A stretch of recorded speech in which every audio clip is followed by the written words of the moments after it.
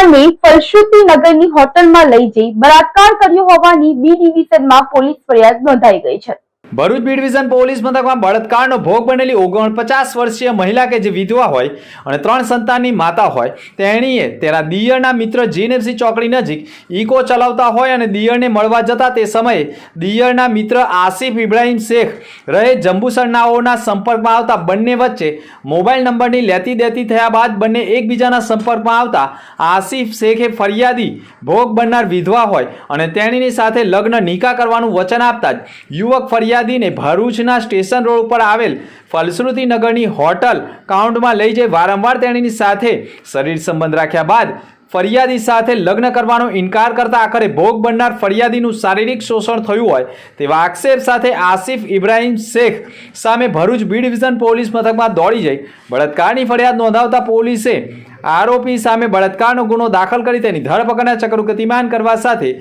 ફરિયાદીનું medical પરીક્ષણ કરવામાં આવી રહ્યું હોવાના અહેવાલો મળી